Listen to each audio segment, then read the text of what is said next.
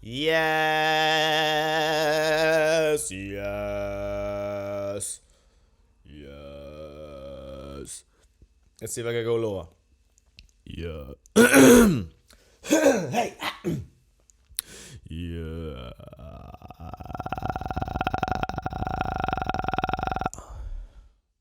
Is that a note? I don't know if that's even a note. Not noteworthy. What? That's what I do to scare my children. I laugh, and then the cadence of the laugh is different from my mouth moving. Try it with your kids, it's a lot of fun.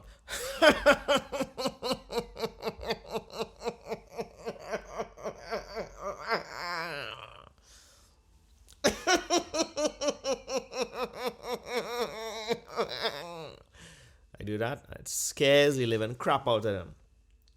That's the best part about having children, is being able to scare them at a moment's notice. But be very careful, because they'll do the same to you.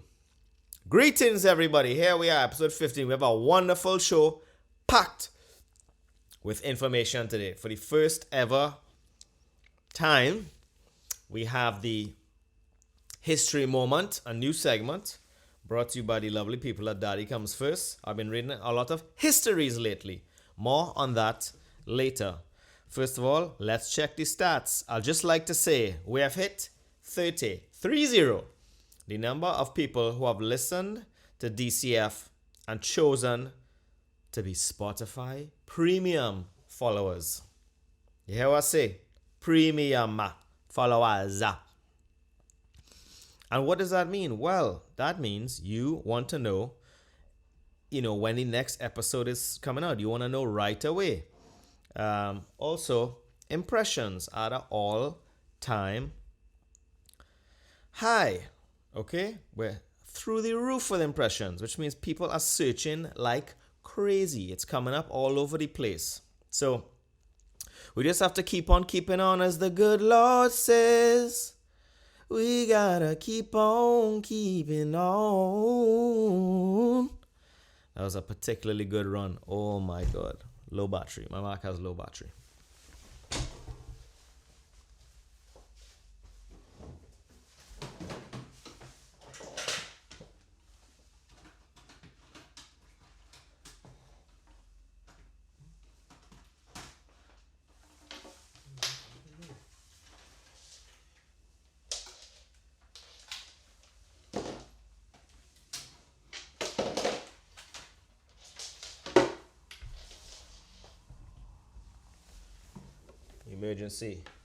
Emergency batteries.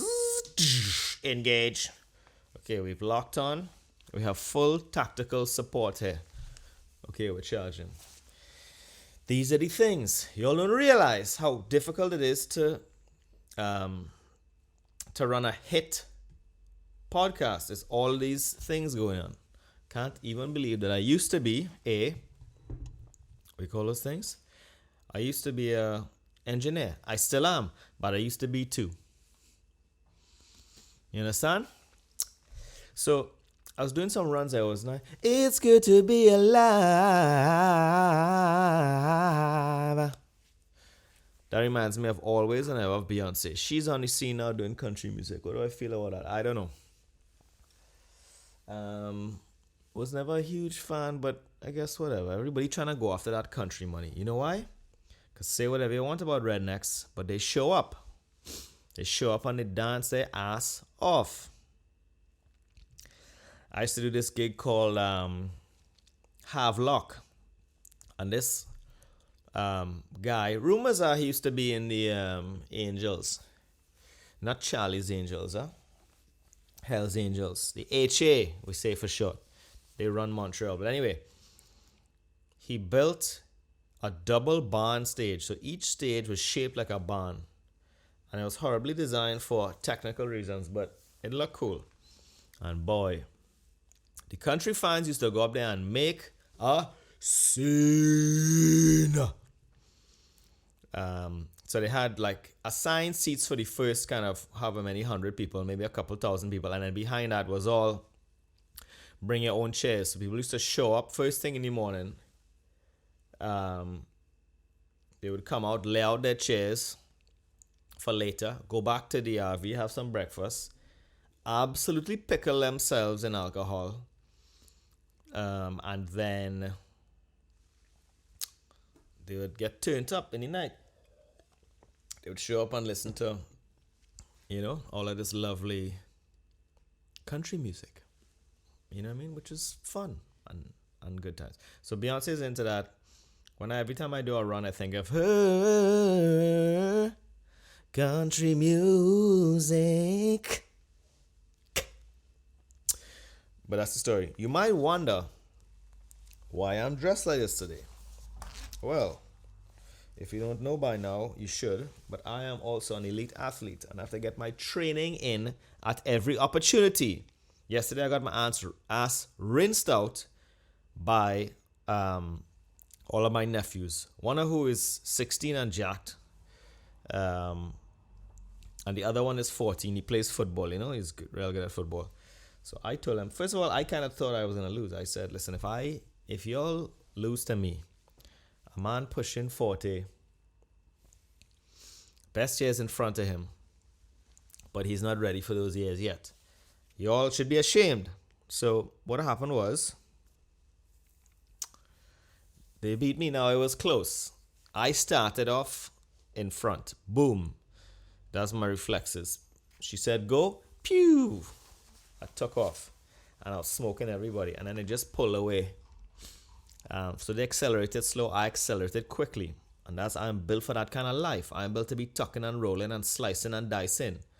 Blades and fades. Shots fired and all that.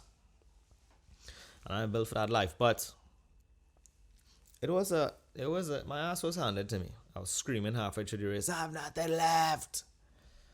And so I got a bit smart. I said, boy, let me get my fitness back, yes? Because I hold on to the fact that I ran a marathon and did a very good time. First and only marathon.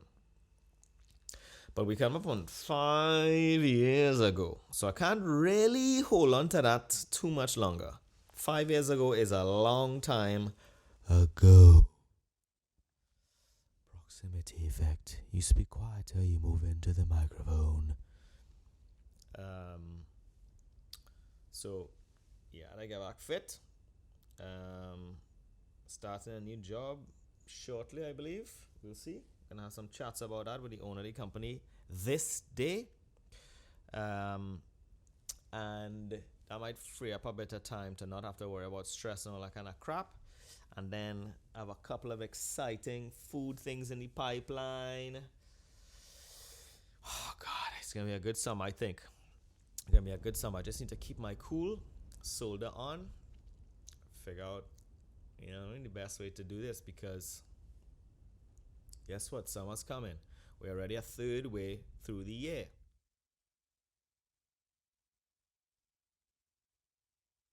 You think an hour is a day, but for us, it's the other way around. You think you have an hour, you turn around, you're fat, your ears pop, you itch your nuts, and another hour's gone by. So, that's kind of what it is. So, I'm trying to get my fitness back. I don't want to be old and decrepit, but I don't want to beat my body to death too, so that I have nothing left when I get older. It's that fine line.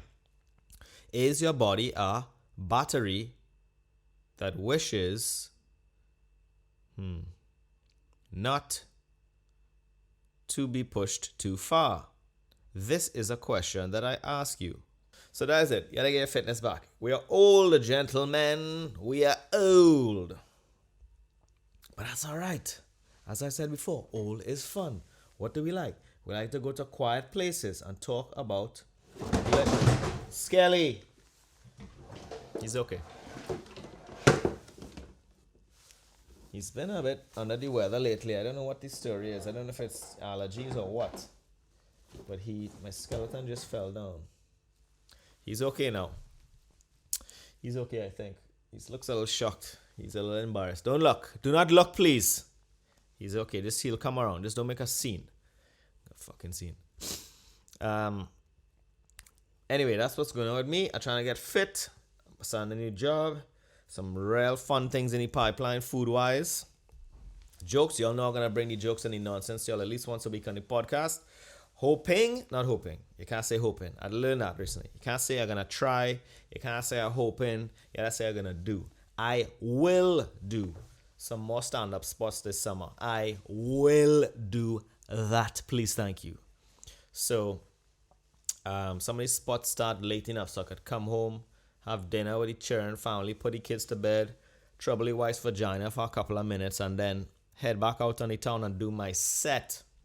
So that's the goal. So lots of good things. Which brings us to our first ever episode of History Moment. History's Moment. Alright, so my name is Eamon, right? I was named after Eamon de Valera, who had a big hand in the Irish War of Independence against the British, right? And that happened in 1916, basically, right? So what a lot of people don't know is that England was fucking around, right? They knew that shit was coming to an end. So Queen Victoria spent the last half of the 18th century showing up her stronghold in Europe, right? Her family. So at one point, either in the late 1800s or the early 1900s, she was the grandmother to the German, not chancellor, what do they call it, boy? The German custard. No, not the custard. Kaiser. The German custard Kaiser. She was his grandmother. She was the Russian Tsar's grandmother. And she also was, the French something. It might be French, might be English. These not gonna be, and I mean this, these history moments, they're not gonna be, it's gonna be a vibe of history. So some of the facts mightn't be all there. But anyway, Queen Victoria was smart, right? They always say that these people are inbred and stupid. They weren't. Queen Victoria was like, listen, I know the way this world going. Oil is now the big deal.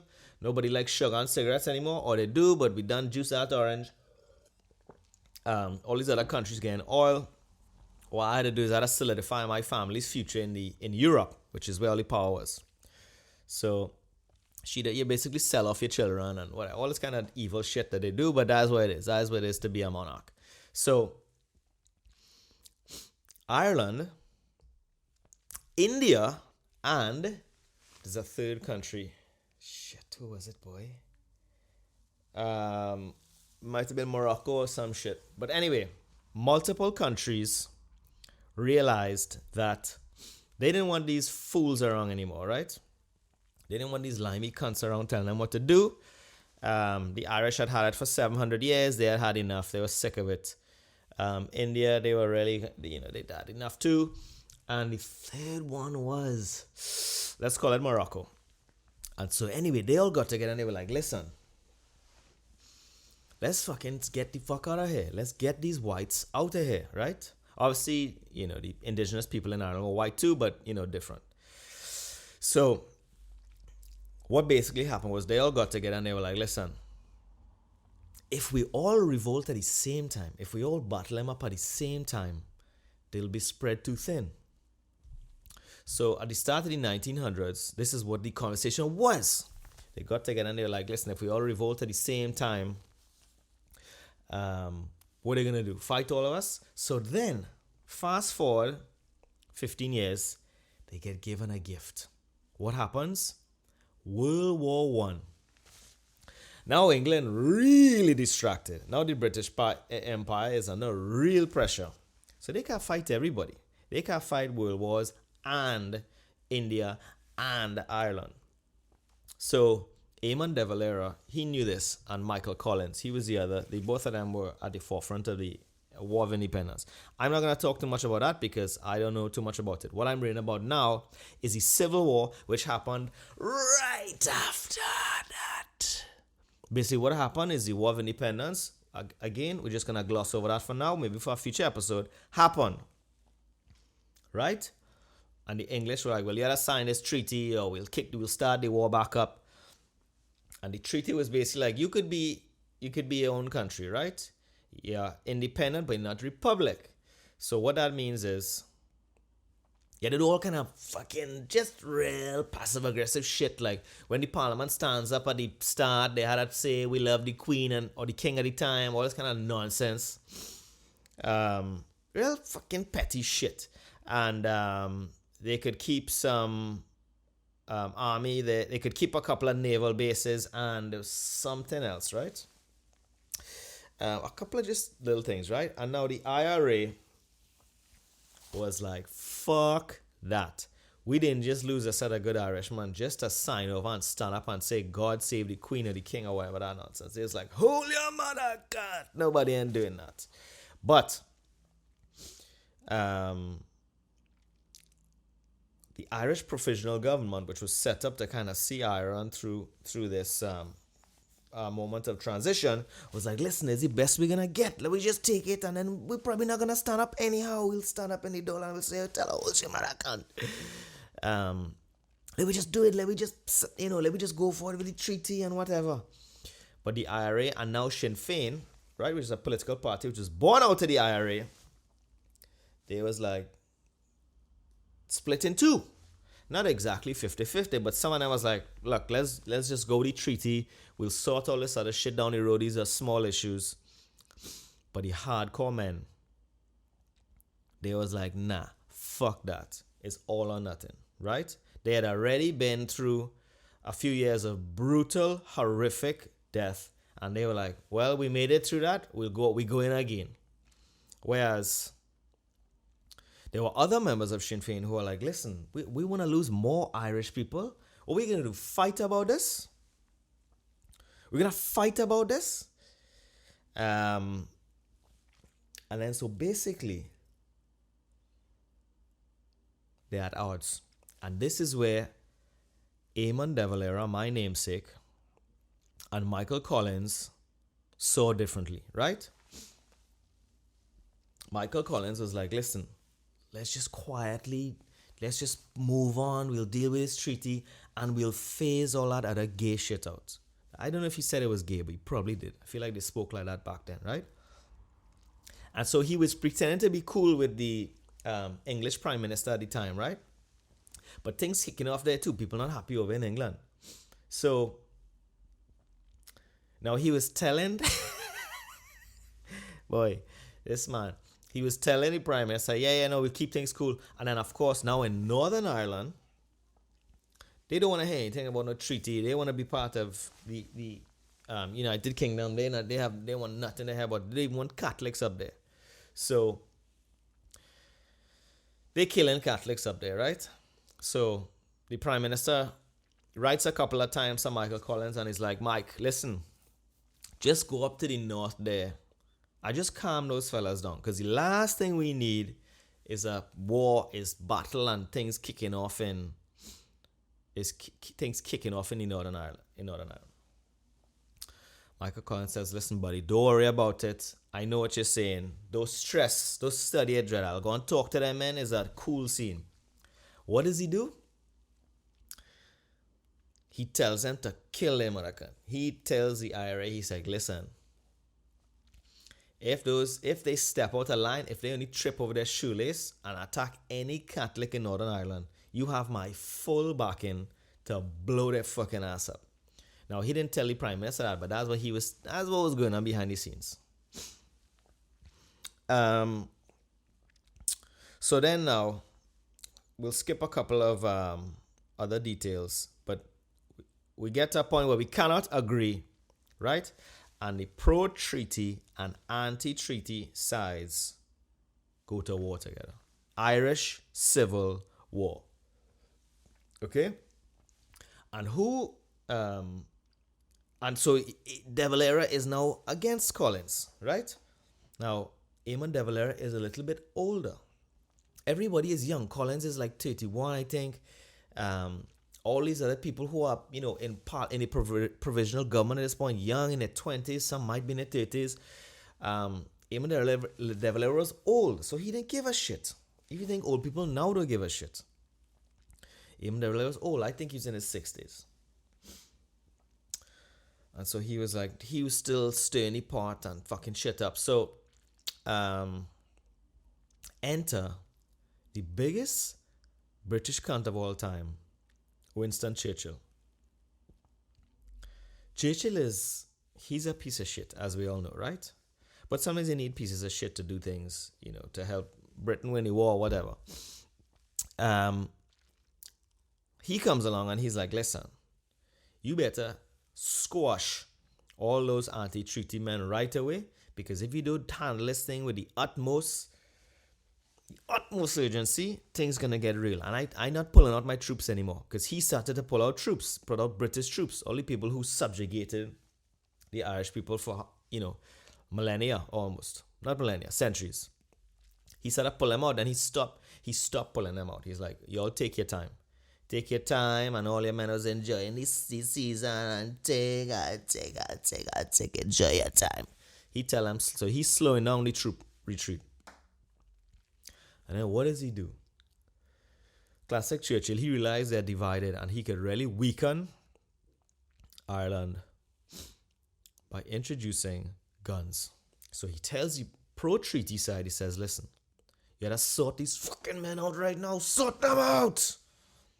And they're like, we can't really start a civil war. He's like, listen, I'll send you some guns. He sends hundreds of rifles and a couple of machine guns, right? And what happens next? So they're now armed up to the gills, and they go fighting each other. Okay? They're fighting each other. Irishman fighting Irishman. Okay? Now, just to give you an idea of the complexity, okay? During the War of Independence, there would have been, let's say, a family, I'm making up the name of a family here, whose one son might have been fighting with the British in World War I. Okay? He comes home and he realizes his brother is fighting against the British for independence. And then the Civil War happens, and a third brother says, maybe we shouldn't sign this treaty. The other brother says, we should. The other brother's like, well, I just finished fighting with these motherfuckers. Some of them are my friends. So that's the complexity we're dealing with. So there's a showdown at the four courts, the 4 points, the 4 rivers, something with 4. I can't remember the name of it, in Dublin, right?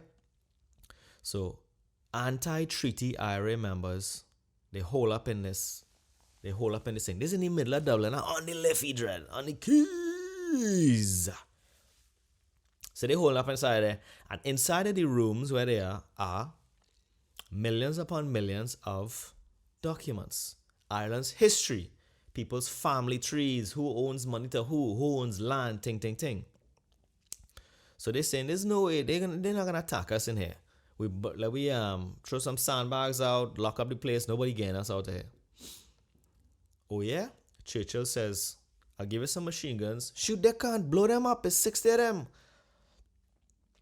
And they saying, that's all we records in it, that's we fucking history, dread. He's saying, who cares about papers? Light them up. So what happens is, they light them up. They shoot however many thousand rounds into the building catch fires, all these records get destroyed, all the nerds are freaking out. You know what I mean? They don't know who owes what anymore. They just finished the new filing system. You know what I mean? Whatever his name is, O'Donovan was like, this. You know how long this took me to organize this, and you'll now lit all these things on fire, and he's begging people in the streets to pick up the papers. The papers are in the Liffey. They're going down the stream, paper boats. And then the fight just escalates, and it jumps from building to building. This is in the middle of Dublin, by the way. In the middle of downtown Dublin. Rat-tat-tat-tat-tat-tat-tat. Shooter. And it doesn't end well for the IRA, the anti-treaty IRA. Why? Because Churchill supplied the pro-treaty side with guns. He knew. He's so fucking smart and stink. He knew. He said, these animals will fight each other. And how can I make them really mess up each other? I'll give one side plenty guns. So he saw the crack. He saw the people were broken from years of war during the independence, and he knew that political power was new to some of these people. It was new to De Valera. He only had it for a few years. It was new to Collins, so he knew he could corrupt them with a few letters and a couple of guns and get them to fight each other. Because as we know, power corrupts, and absolute power corrupts absolutely. So he's the real content all this. He's the real saying next Tuesday. So I'm going to leave it there for now. That's the end of part 1.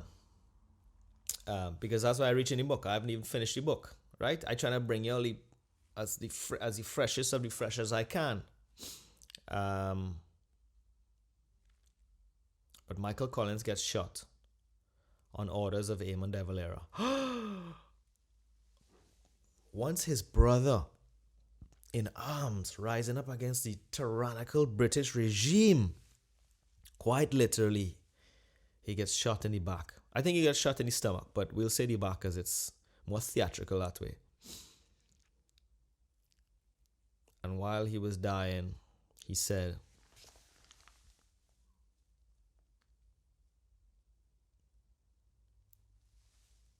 "I'll fucking kill everybody." No, he didn't. We don't know what he said. We don't know what he said. Of course, everybody tried to say they knew what he said. Nobody knew what he said. So that's the end of part 1. I hope you enjoy that.